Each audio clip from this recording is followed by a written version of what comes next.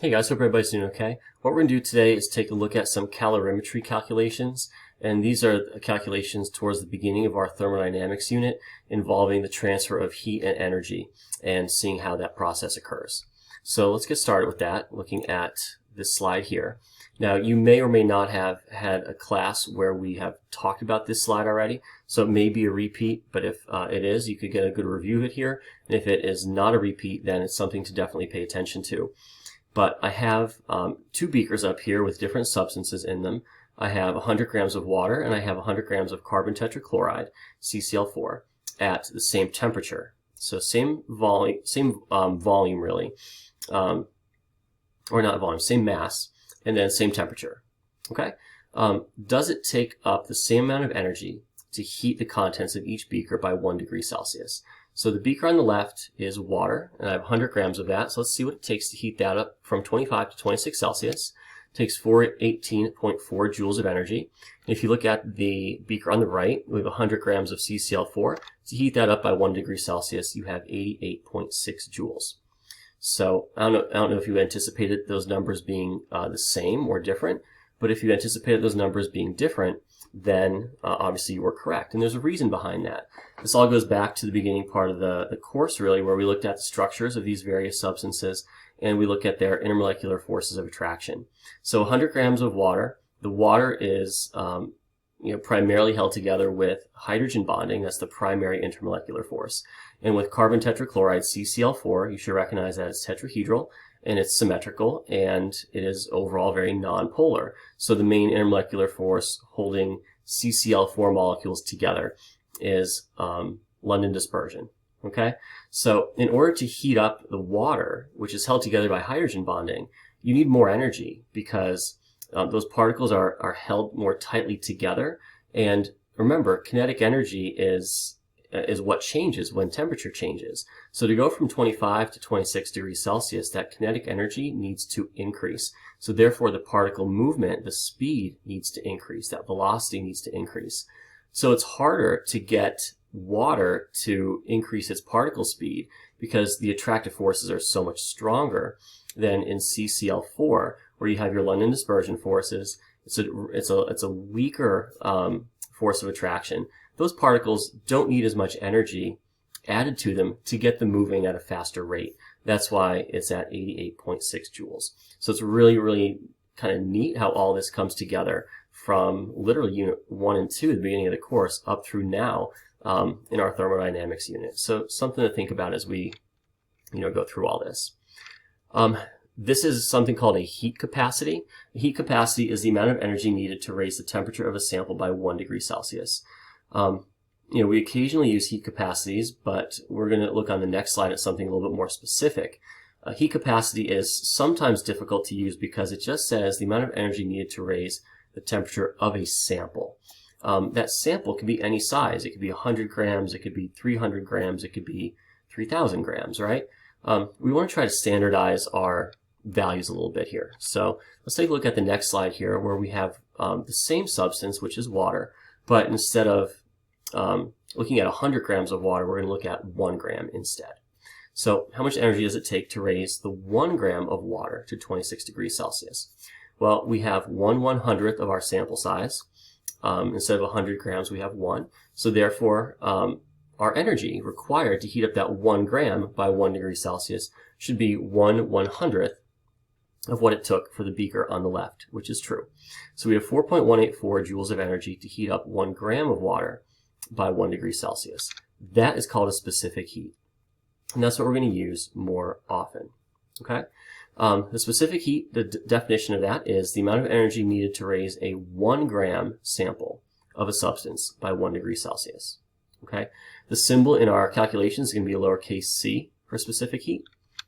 And we could tie this into another unit of energy, which is a calorie. So a calorie is the amount of energy needed to raise a 1 gram sample of water by 1 degree Celsius.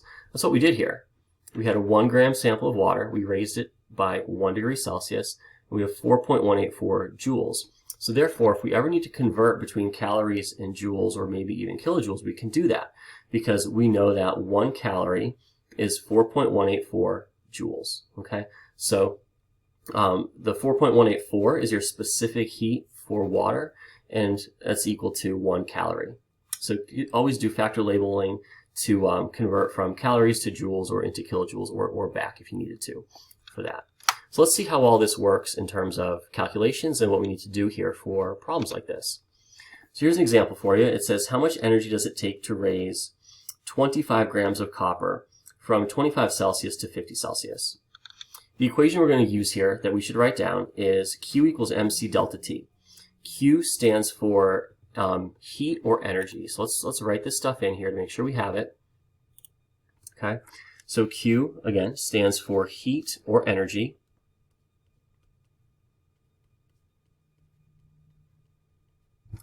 M is going to stand for mass. And your delta T is your change in temperature.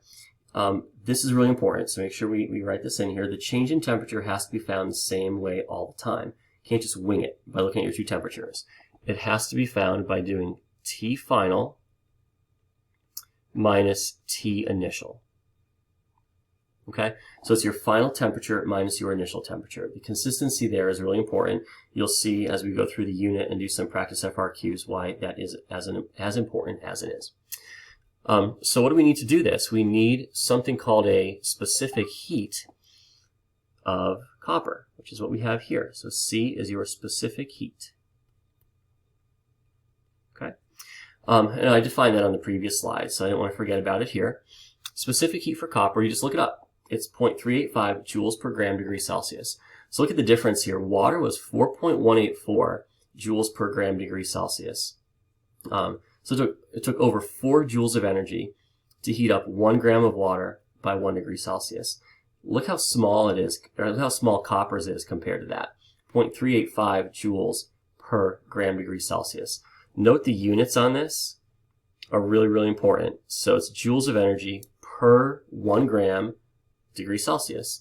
So the units have to be included as you do the calculations here so you can see how they cancel, and that's going to give you what energy term you have left. Units are always important, but especially in this unit, kilojoules and joules, it's easy to get them mixed up, or like say, hey, which one are we focus on here for this problem? So you can avoid all that if you follow the basics and include the units in your actual work and the setup that you guys do. All right, let's go ahead and figure this out then. We have Q equals mc delta T. So Q is equal to the mass, which we said was 25 grams, the specific heat capacity for copper, which is C, so that's 0.385 joules per gram degree Celsius, times your change in temperature. So that's T final minus T initial. So it's 50 degrees minus 25 degrees. Okay. So let's take a look at how our units cancel here. We have grams right here on top, so it's 25 grams. We're going to cancel that with the grams here on the bottom in our specific heat.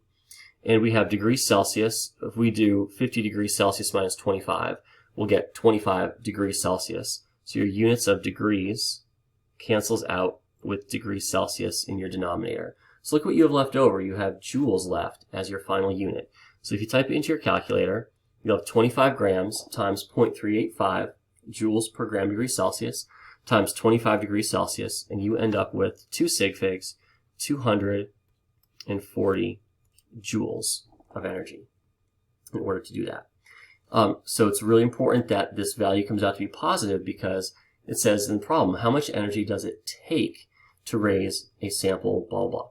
So this is an endothermic process. It's requiring energy. And the Q value, like the sign on that for endothermic reactions or processes, is going to be a positive value. So if you didn't do T final minus T initial, you would get a negative Q value, which looks like energy is released in order for this to happen. That's not true. Energy is required. It's going in. All right.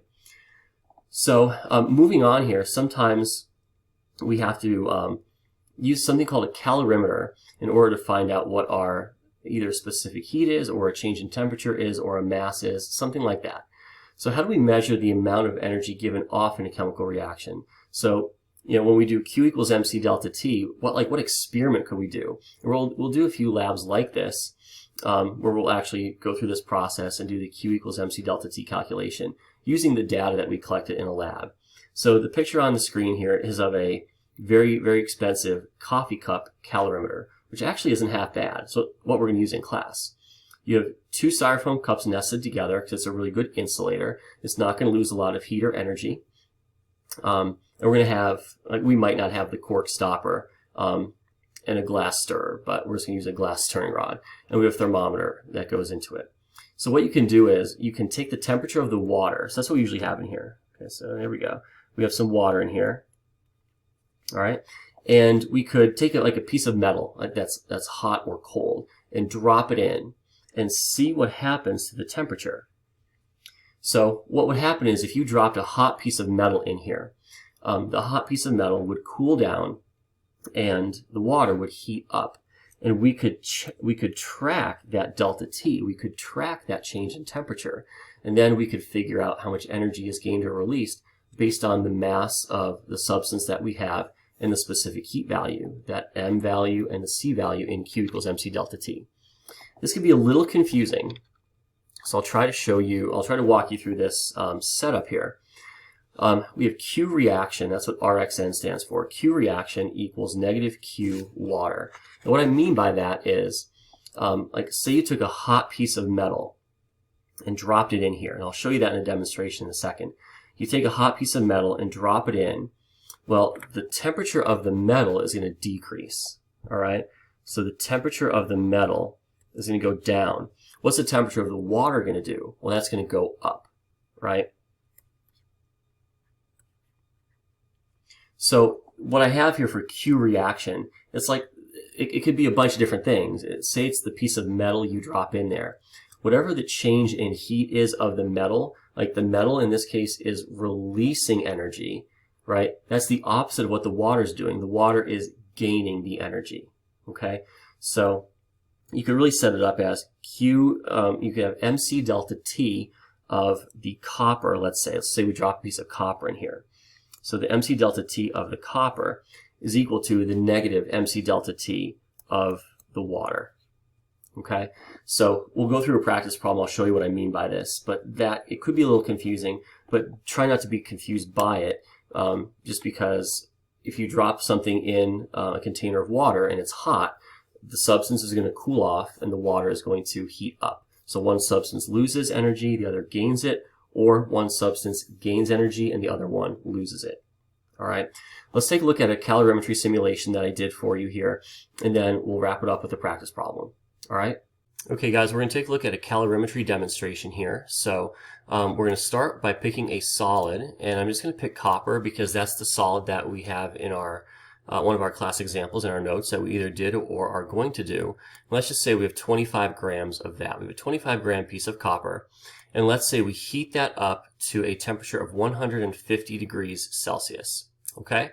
I'm going to show the specific heat in joules per gram degree Celsius of copper, which is 0.385. So again, what that specific heat means here is that it takes 0.385 joules of energy to heat up 1 gram of copper by 1 degree Celsius. We're going to combine that with some water. Okay, so we're going to drop it in water and see what happens. So obviously the liquid here is water. Let's say we have 150 milliliters of that. Or 150 grams, which is the same because the density of water is 1 gram per milliliter. The temperature is stuck at 20 Celsius, and the specific heat is something we should know already, 4.184 joules per gram degree Celsius for water.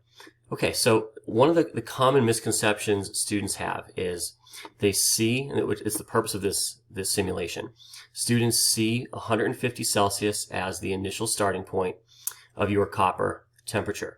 They also see 20 Celsius as the initial starting point of water.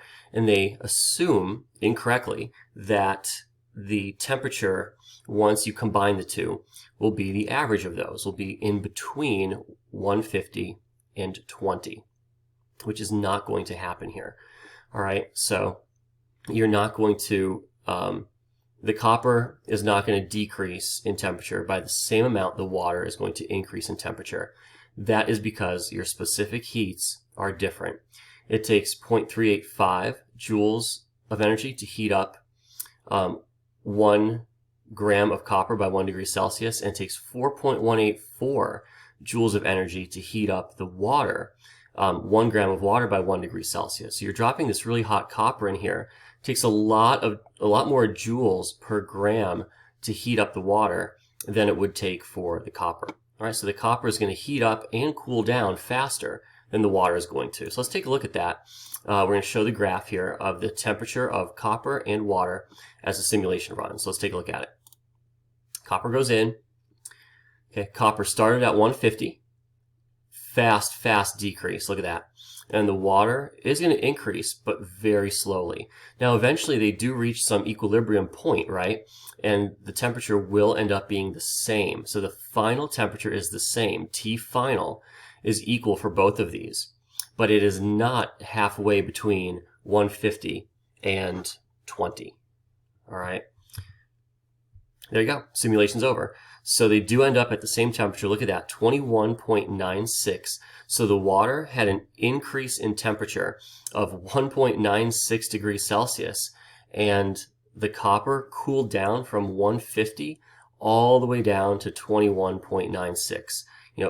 Obviously over 100 and whatever degrees Celsius drop for the copper. Okay, so when we're doing the calorimetry calculations, the delta T, the change in temperature of the copper, is way different than the delta T of the water. Okay, they both end up at the same T final, but they have different initial starting points, as you can see here. Okay, let's take a look at another one real quick. Let's choose aluminum, obviously a common metal. Let's do 25 grams of that. Okay. Temperature, we're going to go up to 150 where we had last time, and now the specific heat of aluminum is 0.903 joules per gram degree Celsius. That means it takes more energy to heat up or cool down a sample of aluminum. So let's see how that impacts our graph over here once we combine it with water like we did in the last one. So let's do 150 grams like we did last time, or 150 milliliters. Temperature is stuck at 20 Celsius, and we have our specific heat of water. Okay, let's run the demo here. Of course, the aluminum is going to cool down a whole lot more than the water increases. Again, we start at 150 for the water, or the aluminum, 20 degrees Celsius for the water. They're not going to meet right in the middle, but let's see what actually does happen. Start the demo. Aluminum goes in. Of course, aluminum drops readily while water increases at a slower, steady rate. And of course, you can see that the lines will eventually meet the same point at some equilibrium. And we end up with, let's see here, looks like 24 point something here. There we go. 24.51 degrees Celsius is our final point. So you can see the aluminum transferred a little bit more energy to the water because our temperature of the water went up a little bit more, right? So it took aluminum, aluminum takes more energy to heat up or cool down, so it was able to transfer a little bit more to the water, and the water's final temperature ended up at 24.51 Celsius compared to when we did it with copper, and the temperature only went up by like a tiny bit. And you can see aluminum cooled from 150 down to 24.51. So a really big delta T for aluminum and a smaller delta T for water. Let's do one more here because I want to show you what it looks like for a solution. So let's add a solution of, I don't know, let's just do vinegar. Let's do acetic acid. And let's just do 100 milliliters of that. And let's just do a 1 molar solution. There we go. Okay, look at that. Specific heat of acetic acid is 4.184. Well, that looks familiar, right? 4.184 is the specific heat of water. Well, you have to ask yourself, what is acetic acid? Well, it's primarily water, right? Because it's an aqueous solution. So it's primarily water, so we can say the specific heat is 4.184. And that's usually the case for most solutions.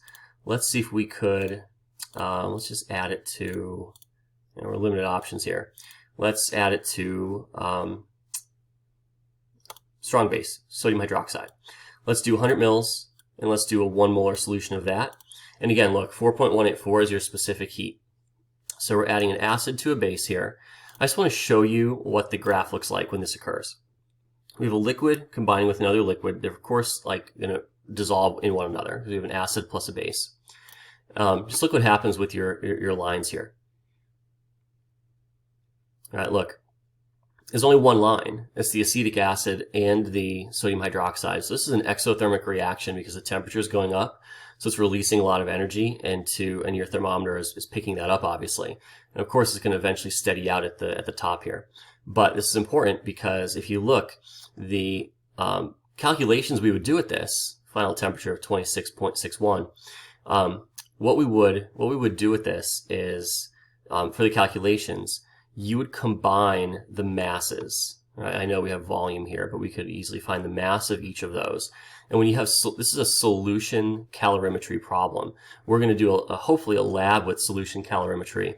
And you'll notice with the calculations, if you have a solute and a solvent, or even in this case, some acid and a base where they create the same homogeneous solution here, you're going to combine the masses, all right? You can see that you track the temperature of the solution as a whole and not a separate line for acetic acid and a separate line for sodium hydroxide like we had previously, all right?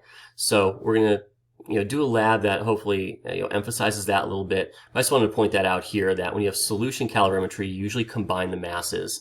And we're going to do a practice problem like that, hopefully in a minute or two here. All right? Okay.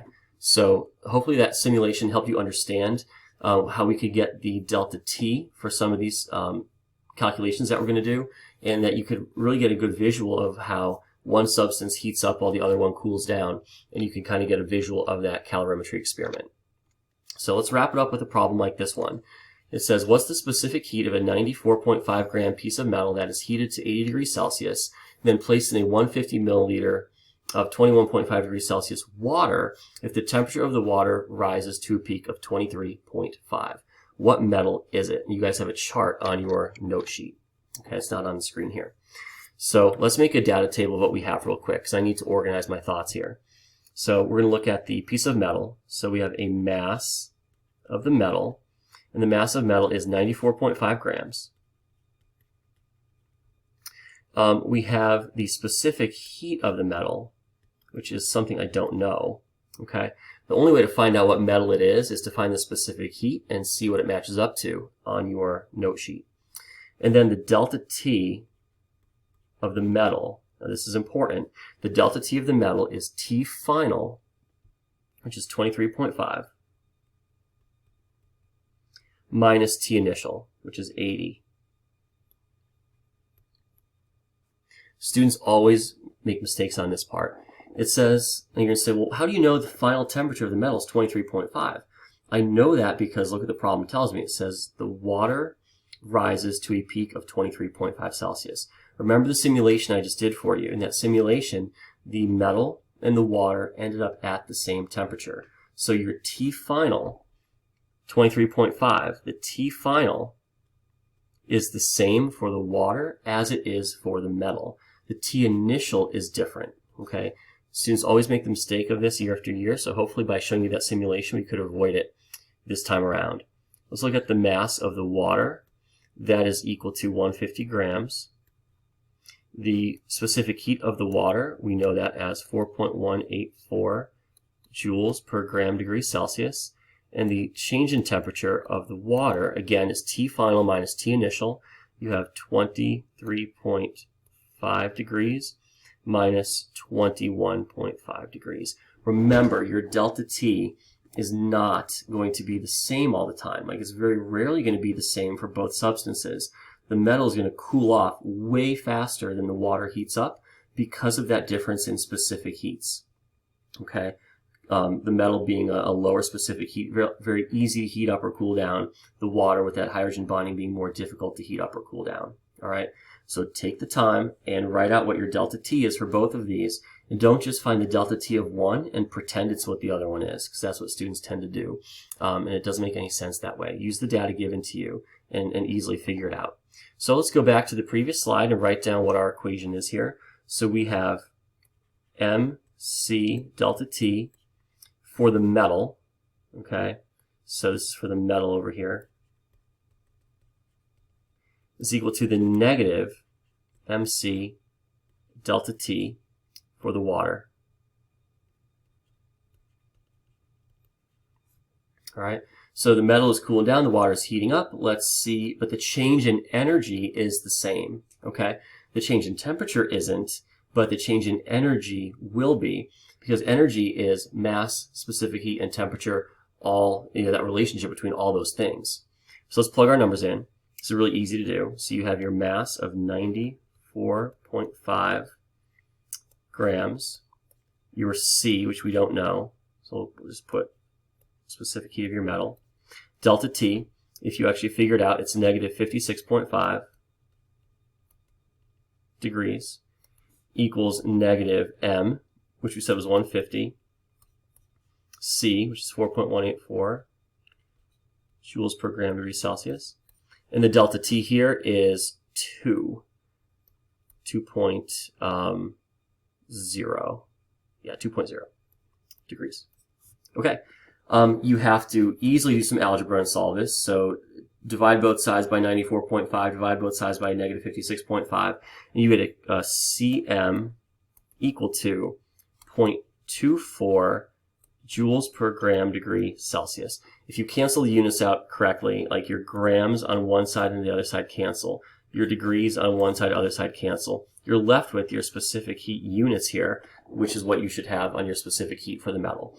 So it's 0.24 joules per gram degree Celsius. If you look on your note sheet there, that matches up best with silver. Oops, S-I-L-V-E-R. Okay, good enough. Silver is what we have here for that one. Okay, so that takes care of, really we did our calorimetry example with just our piece of copper, the Q equals MC delta T. We had the simulation. We can now see what happens when you drop it into water, how we have to compare the Q equals MC delta T for the metal to the Q equals MC delta T of the water and set them equal to each other, but opposite. And now the last thing I want to do actually is one more practice problem with a solution. All right, so this could be a little bit confusing. It's the last one I'll wrap this up with, and then you'll be able to do some practice problems. All right, so you have 15.3 grams of sodium nitrate dissolved in 100 grams of water in a calorimeter. And I think I did one like this in the simulation for you. Temperature of the water dropped from 25 to 21.56 Celsius. Calculate the delta H per mole. So what's the heat loss or the energy lost or gained per mole of the sodium nitrate for the process of dissociation? So the first thing we need to recognize here is the delta H per mole, what the unit is going to be. So that is either kilojoules or joules. Doesn't really matter, doesn't specify here. Joules per mole. That's what we want to figure out here. So I need to do both parts. I need to figure out the joules of energy that either was gained or lost in this process. I also need to figure out the moles of substance that I have. So let's go through and figure that out first. That's easy to do. We have 15.3 grams of sodium nitrate, which is NaNO3. Let's convert that to moles. Molar mass is 85.00 grams in 1 mole. That gives you a mole value of 0.180 moles of NaNO3. So we have the denominator here. I need to figure out my joules. Okay, so let's go ahead and figure that out here. So we have Q equals MC delta T. The key here is the mass, all right? So as soon as you put the sodium nitrate, which is very soluble, in the water, it becomes one homogeneous solution, right? We could say that we have that sodium nitrate aqueous solution now. So the mass is actually a combination of the sodium nitrate and the water. See, it says in bold here, process of dissociation. So that process is what we want to look at here. So typically with solution calorimetry, you will combine the mass of the water and the solute. It's usually what happens. So that's the specific category we're in here, solution calorimetry, because the whole solution is changing temperature. So you put the sodium nitrate in, it dissolves, solution is changing temperature. So it's the combination of those two masses. So your mass is actually 115.3 grams. Your specific heat, most of this is water, right? And I think I mentioned that in the simulation. So we could use the specific heat for that, 4.184 joules per gram degree Celsius.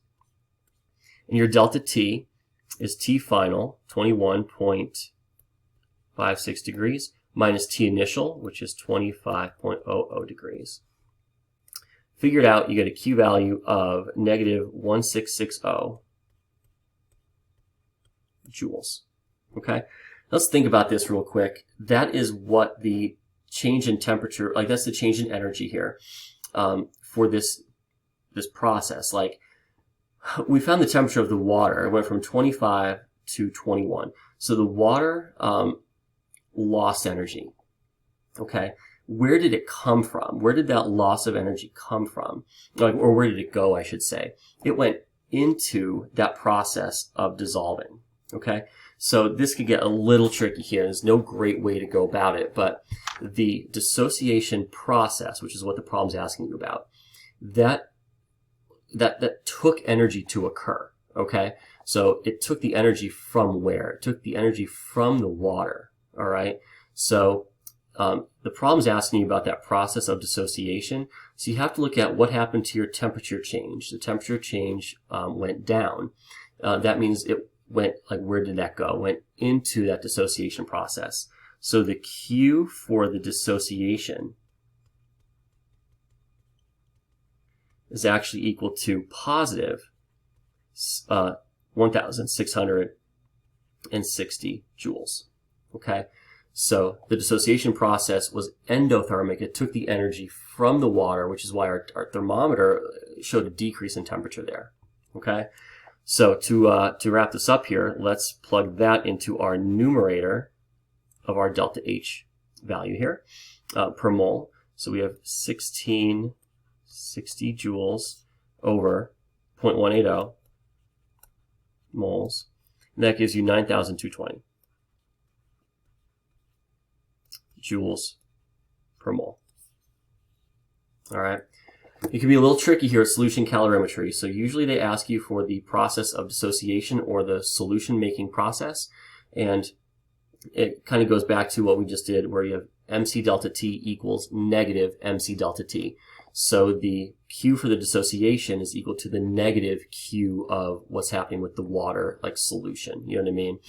We can talk more about it in class as we go about this, but you can now work on some of the calorimetry practice problems using Q equals MC delta T along with your dissociation or solution calorimetry problems as well. We can talk about them more in class if you have any issues. All right, thanks guys.